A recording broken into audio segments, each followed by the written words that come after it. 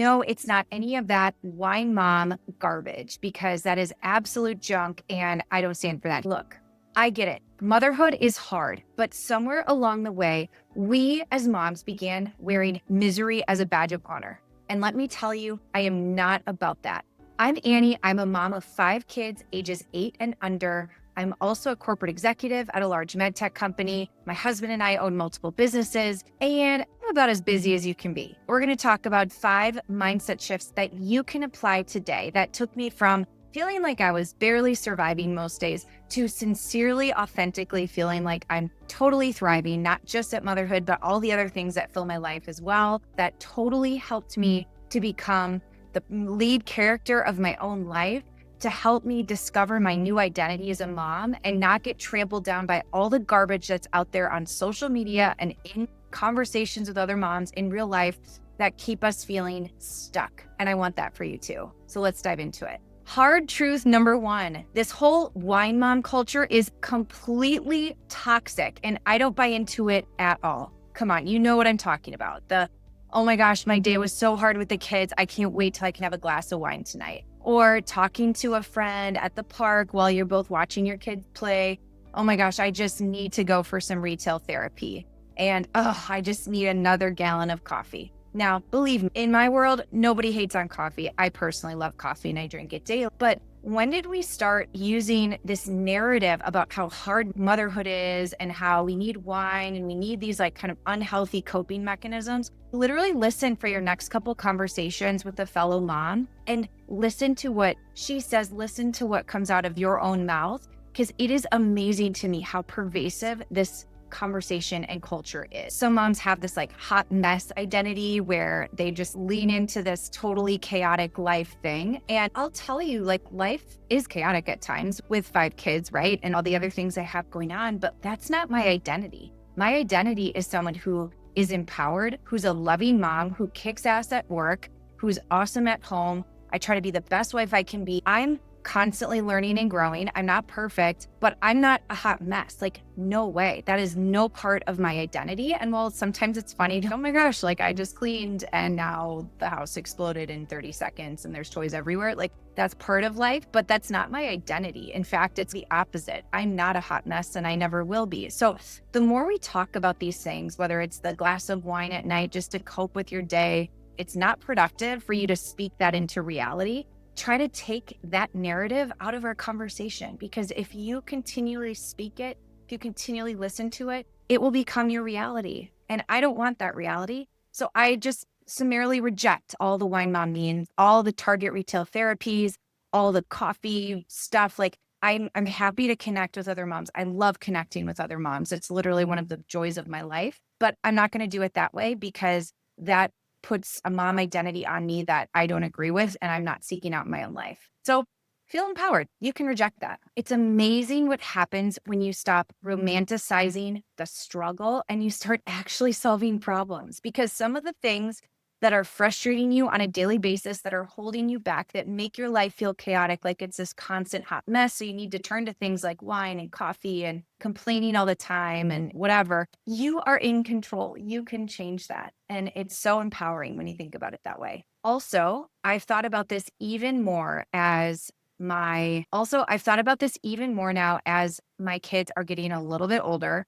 My oldest is 8, almost 9. And I really have started thinking also about what kind of example am I setting for my kids? Am I setting an example where I'm constantly complaining, where I'm turning to potentially unhealthy coping mechanisms, or am I showing them a great example of how to manage stress in life? Because there will be stress. We all have stressful moments and times, but I want to set a really great example for my kids about how I manage that stress, how I deal with all of the different things that come up day to day, the challenges that come, how I overcome them, how I persevere. That's what I want them to think about when they think about me as the mom. I don't want them to think about this image of me as a hot mess mom with a glass of wine in my hand complaining about my life. No, thank you. This next truth might even be a little harder to hear. Truth number 2, you are not a victim of your circumstance. So stop acting like motherhood is something that happened to you. think back to when maybe you were a little girl, maybe you were a teenager, maybe you saw a rom-com in a movie about a beautiful couple and a beautiful family, or maybe it was in your early 20s when you met someone that you really cared about. At some point in your life, you literally had a dream that you would meet someone, fall in love, and have beautiful children. You are literally living that dream right now. Literally, you're living it. And I know that every day isn't easy. I know that you have challenges. I have them too. But what I've done is I've rejected this whole victim mentality, because when you are a victim and saying, oh my gosh, motherhood is so hard. Oh my gosh, my mornings are so chaotic. Oh my gosh, everything's a challenge. I can't help it. My house is always going to be a mess, or I can't help it. I'm always going to be disorganized. If this is the narrative that is playing in your head, that's on your social media feed, the woe is me motherhood stuff, that's going to become your reality. That is your reality. That's probably why you're watching this video right now. And I'm here to tell you, my life isn't easier than yours. I've just stopped feeding into this victim mentality. I've taken power over my own life.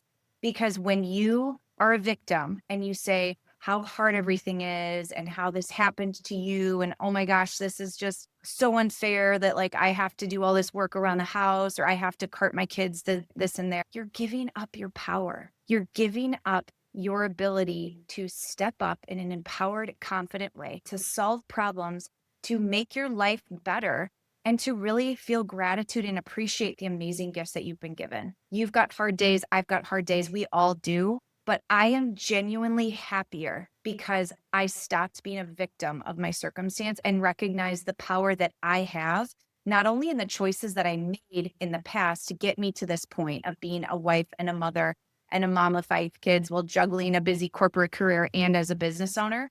I made choices that have left me here. But I also have choices moving forward into what that's going to feel like for myself, for my family, for my kids, for my husband, because I get to choose. I'm not a victim of any circumstance. And that is so empowering. I'll give you one example, like a really specific tactical example that made a big difference for me. Okay. One thing that really used to frustrate me and stress me out is the morning rush. I felt like from the moment I woke up, I didn't have time to think. I didn't have time for myself. I just constantly had to get up, start taking care of others, go until the relief, which I don't know if this is really relief or not, was actually when all the kids were out of the house and my work day started. Like, that's not a really great way to live. I would dread mornings. I would rush through them. I wouldn't get quality time with my kids. I would feel completely frazzled, like I was constantly having to struggle and always behind the 8 ball. And it never felt easy. It never felt good. And I felt like I was just in this constant rut of rushing the kids around, barking orders. It would get me frustrated. I wouldn't be the mom that I would want to be. Like, what is this? Like, how can I make this better? I was like, what in the world? And I just was in this woe is me. Life is so hard. I don't know how people do this. It's really hard. What I realized in all of this is that I wasn't doing enough to fix that. Instead of wallowing in this woe is me and my life's so hard and wow, I have 5 kids and this person only has one. Right. No, cut that garbage out. Cut it out. When I started thinking about what I could do to attack that specific problem, then I started getting somewhere. So now I have a nighttime routine that sets me up for a really good day. I'm going to link a video here that talks a little bit more about that nighttime routine and some of the productivity tips I do to set myself up the next morning. But I'll share a couple here. First of all, kitchen is clean before I go to bed. I have a night tidying, organizing routine, making sure that the first thing that I see when I walk out of my bedroom isn't a total mess, right? Basics, but it made a huge difference in my mental health. Also, I started setting my alarm for earlier. No, I'm not someone that bounces out of bed ready to face the day at 5 a.m. However, when I wake up before my kids wake up, then that allows me to do things that makes our mornings a lot better, such as unload the dishwasher, have their breakfast made, have some things organized, have a pot of coffee for myself, have a few minutes of quiet and silence to help me mentally get ready for the day before they wake up. And then when they wake up, a lot of those jobs are done and I can sit with them and enjoy breakfast with them and talk with them and spend time with them. And that time's been magical. They're so happy in the morning. They're like chipper and cheerful and they're so cute and they're sweet and they want to chat. I love that. I've come to cherish those moments when literally they used to just pass me by because I was rushing around and I woke up when the first kid woke up and I was barking out orders. That's no way to live. So I share that little example. I've just created better systems and routines and processes so that I can actually enjoy life. But the important theme is you are not a victim of your circumstance. So if there's something about your routine, your day to day life that you find really challenging or really frustrating, like I found our morning routines to be, then go fix it. Take actions to fix it. Stop complaining because then it just further feeds into the narrative of how hard your life is. And you're going to stay stuck in this rut. And that's not good. There's a better way, I promise. And I sincerely enjoy mornings. And in fact, most days now, because of my husband's work schedule and running the business that he runs on a day-to-day basis, he's usually out of the house before any of us wake up, which means that I have to get 5 kids ready, including a baby, a toddler, and 3 elementary age kids, and out the door, and myself ready for work all before 8 o'clock by myself. And I do it every day. And I literally enjoy it. And I want that for you too. You've got this. You're not a bad mom. You're not disorganized. You just don't have systems and you need to continue working on your mindset. So let's keep going with the next hard truth. Hard truth number 3 that has led me to more happiness as a mom is realizing that my identity didn't disappear. It simply expanded when I became a mom. And I wish I could say that it didn't take me multiple years to figure this out, but it did. I really struggled. I still think when people ask me, which they often do, "Amy, what was the hardest transition in number of kids? Was it hardest going from 4 to 5? Because now you objectively have more kids and it's more crazy. Or it was going to 2 to 3 the hardest when you're man to man going to zone coverage." I would say unequivocally, the hardest transition for me was still 0 to 1. And it was because of this hard truth I hadn't figured out yet. I had this whole self-identity challenge of all of a sudden I was a mom. I didn't really know how to be a mom. I didn't know what to expect.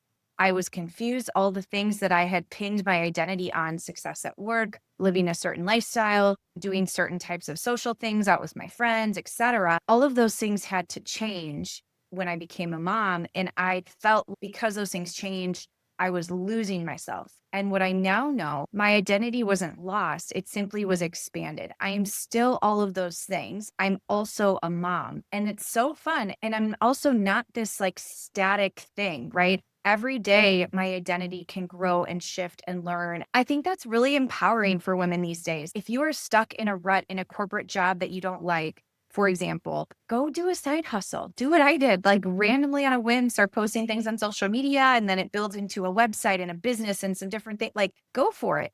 Explore something different. Learn a new skill or hobby. Put yourself out of your comfort zone. All of these things can help feed into the narrative that your identity can continually expand throughout different points in your life. And it's expanded again now as you've become a mom. And the more you realize that your identity has expanded, it's not gone. The more you can go back and take those pieces of yourself pre-baby that you remember that you appreciated about yourself and bring them back into your life. Of course, it looks a little bit different. Your time availability is different. Your schedule might be different. Everything might be different. But this idea that you completely lose your identity when you become a mom, I just don't agree with it. And I think learning that hard truth, and even though it's hard to accept, like we hear this narrative online, it's like I completely lost myself as a mom. And I think a lot of women do, as I did for a short time. But I'm here to tell you that it doesn't have to be that way. And you can have a thriving career, a healthy lifestyle with exercise and eating good food. You can have a social life. You can have a family life, all of those things while being a mom. You can have good style. You don't have to give it all up just because you become a mom. I think it's really important for our kids to see that in us as well. And I'm trying to model having this very full, whole life for my kids where I'm not just one thing. I'm not just a mom. I'm not just someone who works at a corporate job. I'm not just a business owner. I'm not just someone who works out and does athletic things. I am a whole person, and there's a lot of different facets to my identity. I really appreciate and think that my kids are finding value in seeing me model that behavior. My hope is that sticks with them and also teaches them that their identity can expand, it can shift over time, it's dynamic, and it can learn and it can grow and it become what they want it to become. It's not just this static thing where either you have it or you don't. Truth number 4. Your kids don't need a perfect mom, but they do need a present mom. This is something that I've struggled with because I've always, for many years, struggled with the desire to be perfect. There was a time in my life that I felt like if I wasn't able to do something really well or almost perfectly, that I wasn't even going to try it. And what I later learned is this was like a feel of failure and maybe some super high expectations born out of high expectations my parents had of me when I was a kid and that I continued to foster.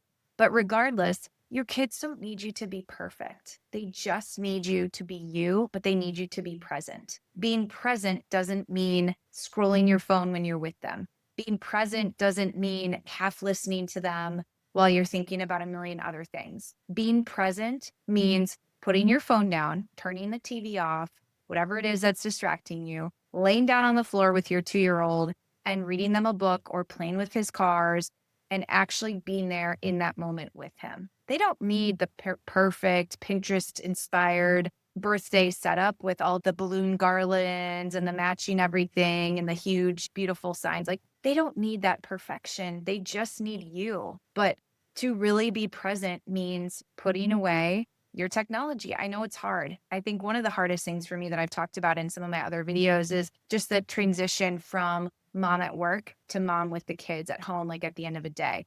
My mind's going a million miles a minute. I'm at work, I'm in meetings and calls and emails all day. And all of a sudden 5:15, 5:30 hits and I need to transition to now I'm a mom. And that transition can be hard. Sometimes it's hard to shut my work brain off and really focus and be present for my kids. That's something that I'm very aware of. I'm working, but it is something that I realize like they don't need me to be perfect at anything. They don't need a dinner to be perfect. What they need is the consistent knowledge that I'm going to be there for them, that I am present, that I care about them, that I show up for them in the best way that I can, which again, won't be perfectly every single day, but that consistency develops trust, builds a strong, trusting, loving relationship. And that's all that they need from you. Kids thrive on that connection. So even if it's a couple of minutes of undivided attention, that is such a gift for them. That's all they want. They're going to remember you being there for them. Hard truth number 5, you don't have to love every moment, but you can still love the season. Hard truth number 5, you don't have to love every single moment, but you can still love the seasons. Here's the example I'll give. Your 3-year-old might be having a massive tantrum. You have permission to not enjoy the tantrum, but you still love your child. Of course, I'm sure all of you would say, of course, you still love your child. Moments can be really messy, and they are. Like, I've literally had moments where I have 5 kids crying at me at the same time, yelling for mommy. And I'm like, oh my gosh, what do I do? It can be both. But what you have to do is separate the seasons from the moments. And sometimes those moments seem so, so hard. And it feels like sometimes there's even one after another. But I promise you, as you step back and you just reflect and you give gratitude, as difficult as those challenging moments are, if you stop and reflect on the good moments, the amazing moments when your little one is snuggled up into you, or the way that my 2-year-old hugs me and he gives the best hugs. I love it. It's okay to have the hard moments and to acknowledge those hard moments, but also have the gratitude to appreciate this season of life, because whether or not you find a way to make it a more positive experience for yourself as a mom and for your family, the time will pass by, right? It's either going to pass by in this constant struggle of woe is me and motherhood so hard and I'm so disorganized, or you're going to be able to see it differently. And I feel like that's why I just had to share these hard truths today, because I feel like I've cracked the code and I want that for you too. I want you to know that you can juggle all of these things in your life, whether it's a career or homeschooling or stay-at-home mom or whatever it is, right? Whatever it is in your life that you're juggling right now, and it's probably a lot. You can do all of that and still love motherhood, because you have so much power with your mindset and the words that you choose to repeat again and again, whether it's in your mind or words that come out of your mouth. Because what you say to yourself, what you repeat to others, that's what becomes your reality. So if you're repeating, oh my gosh, I'm the wine mom, like I need the wine every night to cope with motherhood, or I need to go on this shopping haul and retail therapy, and oh my gosh, there's nothing I can do. I'm just going to have to deal with this for the next few years. Just try doing something radical and just reject that entire narrative. Instead, rise up as the empowered, amazing, incredible woman that you are, even if you have to pick yourself up off the ground a little bit here. I believe in you. I know you can do it. You can make your life better. if these truths resonated with you. And really appreciate if you liked and subscribed to my channel where I talk a lot about all topics of motherhood. I'm going to link another video here for you and that I think you'd really like if you like this one, and also some links for you down in the description below. That's all for today.